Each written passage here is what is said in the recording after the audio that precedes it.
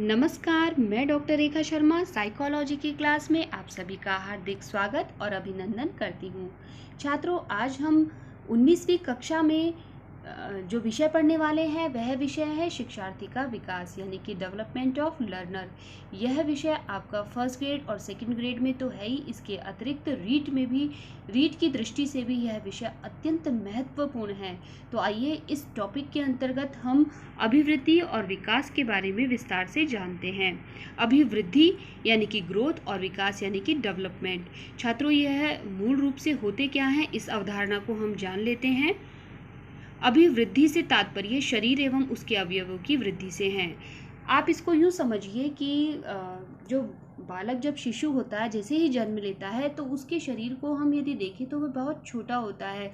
वजन से, लंबाई से, सभी दृष्टियों से उसका जो आकार प्रकार होता है वह अत्यंत छोटा होता है। लेकिन जैसे जैसे वह माह के अंदर, वर्ष के अंदर आगे बढ़ता है, वैसे वैसे उसके शरीर का आकार प्रकार, वजन, यह सब बढ़ता जाता है। तो इस प्रकार की जो उसकी वृद्धि होती है, शारीरिक अवयवों में जो वृद्धि होती है वह अभिवृद्धि कहलाती है। जबकि विकास से तात्पर्य शरीर एवं मन में होने वाले सभी प्रकार के परिवर्तनों से हैं। यानी कि छात्रों, हम इसको यूँ समझ सकते हैं कि विकास में शारीरिक वृद्धि तो आएगी ही, उसके अतिरिक्त हमारे जो मन और मस्तिष्क का जो नाना प्रकार का विकास होता है उसको भी विकास के अंतर्गत शामिल किया जाता है।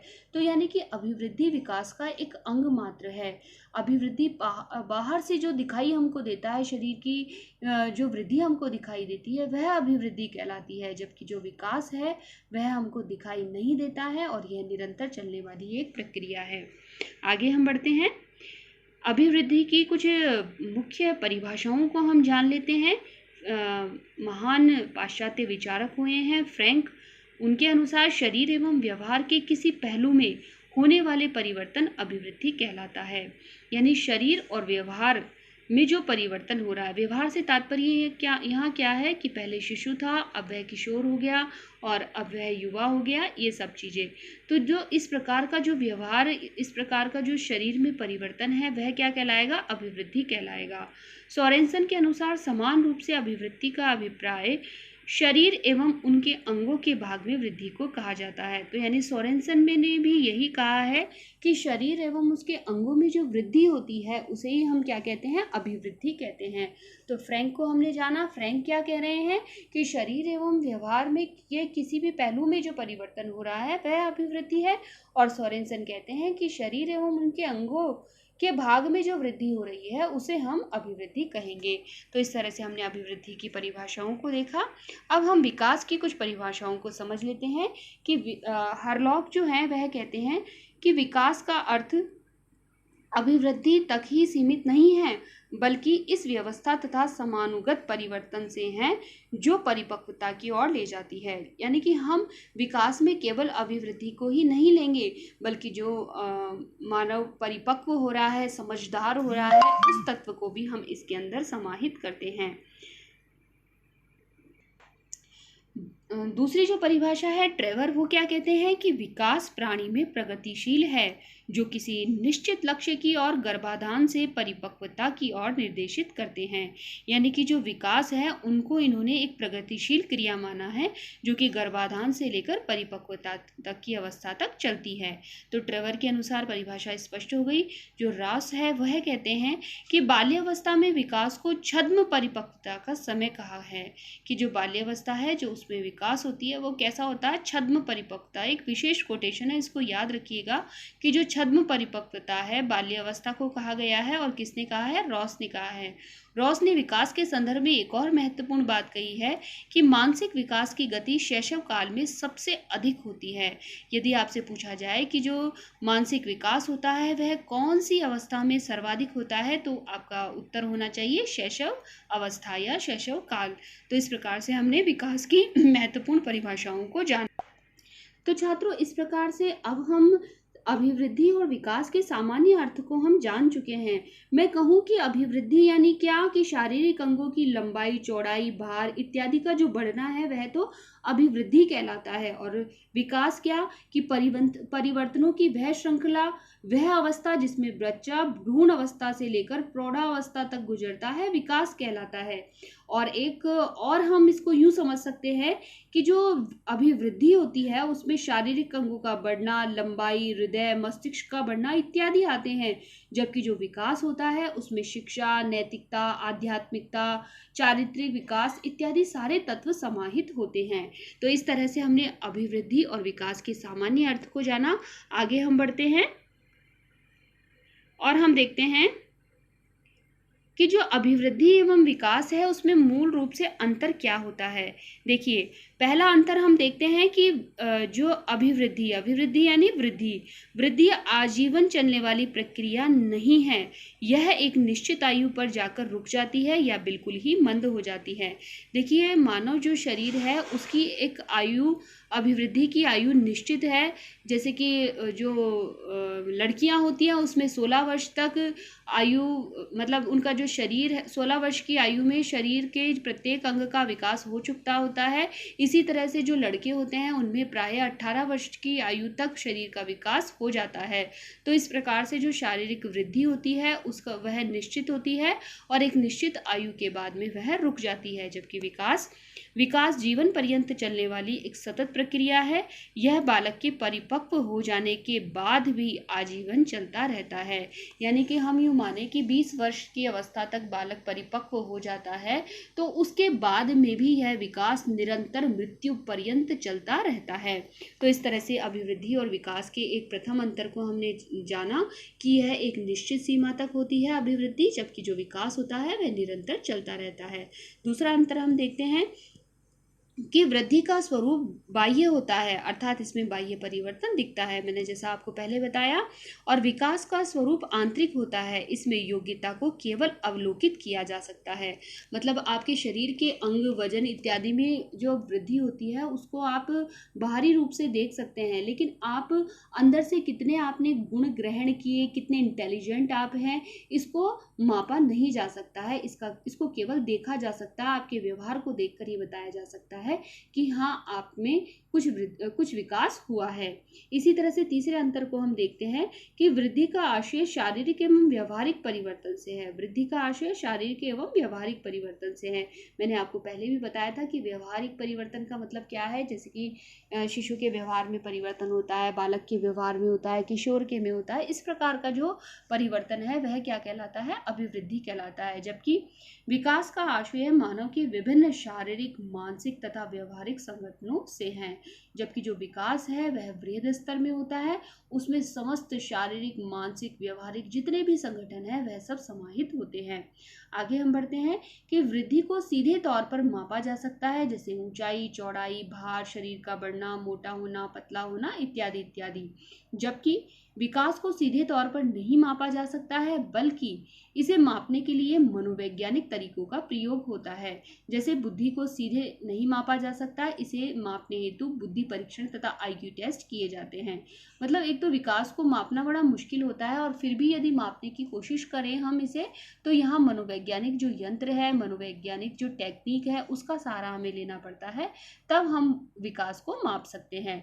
जबकि जो अभिवृद्धि है उसको सीधे तौर पे हम माप सकते हैं। तो ये एक अंतर हमको इसमें दिखाई देता है। आगे एक और हम देखते हैं कि वृद्धि विकास की प्रक्रिया का एक चरण है। आप इसको चरण कह लीजिए, अंग कह लीजिए। इसका प्रयोग संकुचित रूप में किया जाता है, मतलब एक बहुत छोटा स्तर है जो अभिवृद्धि है वह। जबकि विकास का प्रयोग व्यापक रूप से होता है, वृद्धि इसके अंतर्गत ही आती है। इसमें शारीरिक विकास के साथ साथ बौद्धिक, सामाजिक तथा संवेगात्मक विकास भी होता है। तो छात्रों, इस तरह से हमने अभिवृद्धि और विकास का जो कॉन्सेप्ट है वह विभिन्न प्रकार से बहुत अच्छी तरीके से समझ लिया है, और मैं ये समझती हूँ कि अब आपको अभिवृद्धि और विकास क्या होता है यह अच्छे से समझ में आ गया होगा।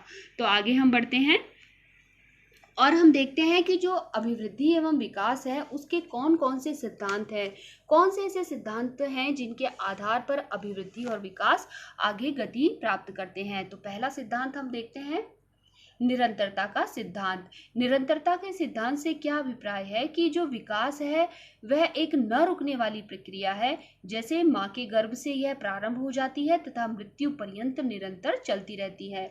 तो जो हम यूं कहें कि विकास में निरंतरता पाई जाती है, जबकि अभिवृद्धि जो होती है उसमें निरंतरता नहीं होती है, यह एक आयु तक आकर के रुक जाती है। तो इस प्रकार से निरंतरता के सिद्धांत को हमने जाना। अगला है हमारा कि वृद्धि एवं विकास की गति समान नहीं होती है।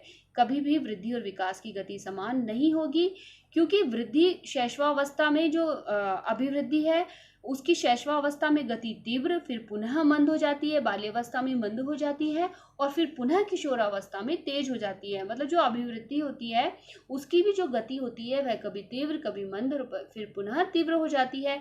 इस प्रकार वृद्धि एवं विकास की गति में उतार चढ़ाव आते हैं। तो अभिवृद्धि में भी उतार चढ़ाव आते हैं और विकास भी कभी कभी मानव जब लगातार प्रयत्न करता रहता है, उसको अच्छा वातावरण मिलता है, तो उसका विकास तीव्र गति से होता है। लेकिन प्रयत्नों के अभाव में या संसर्ग के अभाव में या फिर अच्छे वातावरण के अभाव में उसका विकास मंद भी पड़ जाता है। तो इस प्रकार से हम ये देखते हैं कि जो अभिवृद्धि और विकास होते हैं उनकी गति समान नहीं होती है। तो पहला सिद्धांत देखा हमने निरंतरता का सिद्धांत, दूसरा वृद्धि एवं विकास की गति समान नहीं होती है। आगे हम देखेंगे वैयक्तिक अंतर का सिद्धांत। वैयक्तिक अंतर के सिद्धांत से क्या अभिप्राय है कि स्वाभाविक गति से ही वृद्धि एवं विकास की अवस्था में बढ़ने के कारण पर्याप्त विभिन्नताएं मिलती है। ठीक है, वैयक्तिक अंतर होता है, सब व्यक्ति एक दूसरे से अलग होते हैं। बालकों का विकास उनकी वैयक्तिकता के अनुरूप ही होता है। मतलब कि हम ये सब जानते हैं कि कोई व्यक्ति बहुत ज़्यादा होशियार होता है तो कोई औसत होता है और कुछ अल्प बुद्धि का होता है। तो जैसी जिसकी वैयक्तिक अंतर होता है, वैयक्तिक विशेषता होती है, उसके हिसाब से ही उसका जो स्वाभाविक विकास होता है वह होता है। तो वैयक्तिक अंतर का सिद्धांत हमने जाना कि जो व्यक्ति है उसके आधार पर भी विकास की जो गति होती है वह निर्भर करती है। आगे हम देखेंगे विकास क्रम की एकरूपता का सिद्धांत। विकास क्रम की एकरूपता का मतलब क्या है? देखिए छात्रों, इसको यूं समझिए कि हमारी सृष्टि में जितने भी प्राणी हैं उनके विकास या अभिवृद्धि के संबंध में एक तथ्य तो निश्चित है कि उनका जो विकास है वह एक क्रम में ही होगा। कि जैसे मानव शिशु है तो वह 6 महीने का इस प्रकार की गति करेगा, इस प्रकार का व्यवहार करेगा, 1 साल का इस तरह से करेगा। तो ये एक क्रम है, वह निश्चित है। इसको हम इस तरह से समझ सकते हैं। इस क्रम में एक ही जाति विशेष के सभी सदस्यों में कुछ एक जैसी विशेषताएं देखने को मिलती है। जैसे सभी बालकों की वृद्धि सिर की ओर से प्रारंभ होती है। मतलब कोई भी ऐसा मानव नहीं है कि पहले पांव से बढ़े और फिर उसका सिर बढ़े। सही है, बिल्कुल मतलब व्यापक तथ्य है कि जो मानव शरीर है, मानव बालक है, उसकी जो वृद्धि है वह सिर से पांव की ओर होगी। तो इस तरह से हम विकास क्रम की एक रूपता हम इसको समझ सकते हैं। अगला सिद्धांत हम देख लेते हैं विकास सामान्य से विशेष की ओर चलता है। इसका क्या अभिप्राय है कि विकास और वृद्धि सभी दिशाओं में विशिष्ट क्रियाओं से पहले उनके सामान्य रूप के दर्शन होते हैं। मतलब विशेष होने से पहले वह सामान्य रूप से होकर के गुजरती है। जैसे हम इसको उदाहरण से समझते हैं कि हाथों से कुछ चीज पकड़ने से पहले बालक इधर उधर हाथ मारना या फैलाने की चेष्टा करता है। मतलब ऐसा नहीं कि डायरेक्ट वो किसी वस्तु को पकड़ लेगा, वो पहले इधर उधर हाथों का असंतुलन होता है, किसी चीज को उंगलियों को चलाना सीखता है, फिर धीरे धीरे हथेली को रखना सीखता है और फिर उसके बाद में वस्तु को पकड़ना सीखता है। तो यानी कि पहले वो सामान्य क्रिया करता है और उसके बाद में वह विशिष्ट चीज को सीखता है। एक बात। और दूसरा क्या है, भाषा विकास के संदर्भ में हम इसको देखें तो भाषा विकास में सबसे पहले सामान्य शब्द बोलकर और फिर विशिष्ट शब्दों को सीखा जाता है। या यूं हम कहें कि पहले अक्षर और उसके बाद शब्द और फिर उसके बाद में वाक्य सीखे जाते हैं। तो इस प्रकार से हम सबसे पहले सामान्य चीज सीखते हैं और फिर किसी विशेष और बढ़ते हैं। तो इस तरह से अभिवृद्धि और विकास है वह सामान्य से विशेष की ओर चलते हैं। अगला सिद्धांत हम देख लेते हैं परस्पर संबंध का सिद्धांत। परस्पर सिद्धांत से मतलब क्या है कि जो भी हमारा विकास होता है वह एक दूसरे से संबंधित होते हैं। विकास की सभी दशाएं शारीरिक, मानसिक, सामाजिक, संवेगात्मक आदि एक दूसरे से परस्पर संबंधित होते हैं। मतलब कि ऐसा ऐसा नहीं है कि एक बार शारीरिक विकास होगा फिर दूसरी बार मानसिक होगा, नहीं। ये जितने भी प्रकार की विकास की अवस्थाएं हैं वह सब एक दूसरे से जुड़ी हुई होती है। जैसे जिन बच्चों की औसत बुद्धि अधिक होती है वे शारीरिक और सामाजिक विकास की दृष्टि से भी काफी आगे बढ़े हुए पाए जाते हैं। मतलब कि जो एक क्षेत्र में कम है, अधिकतर यही देखा जाता है, अपवाद हर जगह होते हैं कि जो एक क्षेत्र में कमजोर है तो प्रायः वह सारे ही क्षेत्रों में कमजोर होगा, और जो एक क्षेत्र में होशियार है वह प्रायः सभी क्षेत्रों में होशियार होगा। तो ये क्या है, सब एक दूसरे से परस्पर संबंधित होते हैं। तो यह परस्पर संबंध का सिद्धांत हमने जाना। अगला सिद्धांत हम देख लेते हैं कि विकास की भविष्यवाणी संभव है।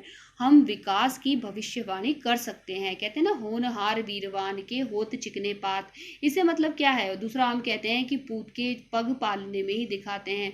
तो ये सब क्या है, विकास की भविष्यवाणी कर लेना। किसी बच्चे को देख करके उसके बारे में ये बताना कि हाँ, यह बच्चा बड़ा होकर के इस तरह का बनेगा। तो बालक की मानसिक क्रियाओं को देखकर आगे होने वाले उसके विकास का पूर्वानुमान लगा लिया जाता है। इसे ही हम क्या कहेंगे, विकास की भविष्यवाणी। तो इस तरह से सिद्धांत को देखा। अगले सिद्धांत की ओर हम बढ़ते हैं, विकास की दिशा का सिद्धांत। अब विकास की दिशा के सिद्धांत से अभिप्राय क्या है कि इसके अनुसार विकास की प्रक्रिया पूर्व निश्चित दिशा में आगे बढ़ती है। जैसे सबसे पहले बालक अपने सिर और भुजाओं की गति पर नियंत्रण और तत्पश्चात टांगों और फिर बिना सहारे के चलना सीखता है। तो विकास की जो एक दिशा होती है, मतलब पहले बालक ये करेगा, फिर उसके बाद ये, और फिर उसके बाद में ये। तो इस तरह से जो विकास की दिशा होती है वह निश्चित होती है, यह सिद्धांत यह कहता है। अगला सिद्धांत हम देख लेंगे, विकास वर्तुलाकार होता है, लंबवत नहीं। देखिए विशेष रूप से ध्यान दीजिएगा, यहाँ कई बार प्रश्न पूछा गया है यहाँ से कि जो विकास होता है वह कैसा होता है। वर्तुलाकार का मतलब क्या होता है, एक सर्कल के अंदर, मतलब यूं कहें हम, कभी आगे कभी पीछे, जिग जैग जैसा होता है, कभी भी लंबवत नहीं होता है। लंबवत मतलब सिर्फ एक दिशा के अंदर कभी भी विकास नहीं होता है। विकास पीछे हटकर अपने विकास को परिपक्व और स्थायी बनाते हुए आगे बढ़ता है ना। पीछे आना और आगे जाना। वर्तुलाकार का मतलब क्या होता है, पीछे आना, आगे जाना, फिर पीछे आना और आगे जाना। यह एक सी गति से सीधा चलकर विकास को प्राप्त नहीं होता है। कभी भी हम ऐसा नहीं कहेंगे कि एक गति से व्यक्ति का विकास होता ही चला जाता है, नहीं, वो कभी रुकता है और फिर आगे बढ़ता है, ऐसा हमेशा होता रहता है। आगे हम देखेंगे अगले सिद्धांत को, वृद्धि एवं विकास वंशानुक्रम एवं वातावरण का संयुक्त परिणाम है। तो वृद्धि और विकास हम देखते हैं कि इन पर जो है वो वंशानुक्रम और वातावरण का प्रभाव पाया जाता है। वृद्धि एवं विकास की प्रक्रिया में वंशानुक्रम जहां बुनियाद का कार्य करता है, वहां वातावरण इस बुनियाद पर बनाए जाने वाले व्यक्तित्व संबंधी भवन के लिए आवश्यक सामग्री एवं वातावरण जुटाने में सहयोग देता है। मतलब कि आप बच्चे की जो भी वृद्धि हो रही है, देखिए शरीर जो है उसकी वृद्धि है वह भी वंशानुक्रम और वातावरण पर है। यदि अच्छे वंश के अंदर, कुल के अंदर अच्छे हृष्ट पुष्ट व्यक्ति है, माता पिता है, तो जो बालक है बहुत ज्यादा संभावनाएं हैं कि वह भी हृष्ट पुष्ट होगा। उसको ऐसा वातावरण मिलता है जिसमें उसको पौष्टिक भोजन मिलता है, स्वच्छ वातावरण उसको दिया जाता है, तो उसकी जो शारीरिक संरचना है, मानसिक विकास है, वह भी बहुत उन्नत होगा। जबकि गंदी बस्तियों में रहने वाले, कच्ची बस्तियों में रहने वाले जो बालक होते हैं वो कुपोषण के शिकार होते हैं और उनमें मानसिक विकृतियां भरी हुई रहती है। तो हम यूं कह सकते हैं कि जो वृद्धि और विकास है उस पर वंशानुक्रम और वातावरण का प्रभाव निश्चित रूप से पड़ता है।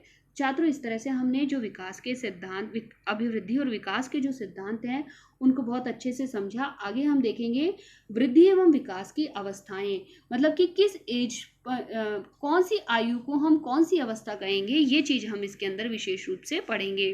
तो देखते हैं, हम आगे जानते हैं इसमें। प्रथम हम अवस्था कहेंगे गर्भावस्था। गर्भावस्था से क्या अभिप्राय है, या फिर हम कहें कि गर्भावस्था का जो समय है वह क्या है। तो गर्भावस्था, हम गर्भाधान से जन्म तक की जो अवस्था है उसको हम गर्भावस्था कहते हैं। दूसरी अवस्था देख लेते हैं, शैशवावस्था। शैशवावस्था क्या है, जन्म से 3 वर्ष तक। छात्रों ध्यान दीजिएगा, कई बार प्रश्न आया है कि शैशवावस्था कौन सा आयु का कौन सा क्रम है, तो आप ध्यान दीजिएगा, शैशवावस्था होती है जन्म से 3 वर्ष तक की आयु।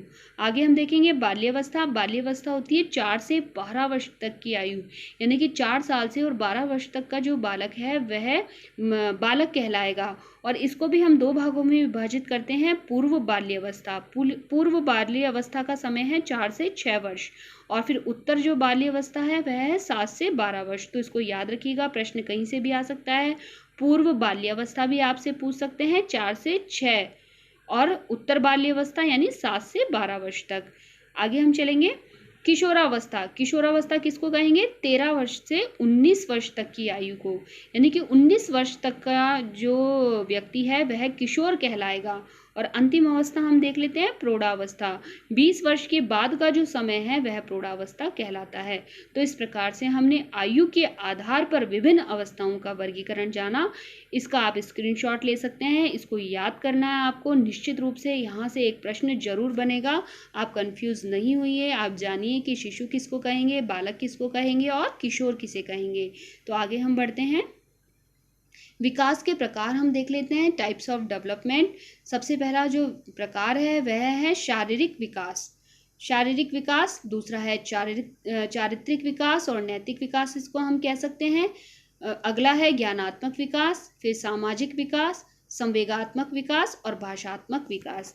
देखिए छात्रों, आगे आने वाली जो वीडियोस हैं उसमें हम ये विभिन्न प्रकार के जो विकास हैं उसको विस्तार से जानेंगे, क्योंकि जितनी भी प्रतियोगी परीक्षाएं हैं उनमें इस विकास के जो जितने भी प्रकार हैं उनको विस्तार से पूछा गया है कि शारीरिक विकास कौन कौन सी अवस्था में किस प्रकार से होता है, या चारित्रिक विकास है वह कौन सी अवस्था में किस प्रकार का होता है, ये सब पूछा गया है।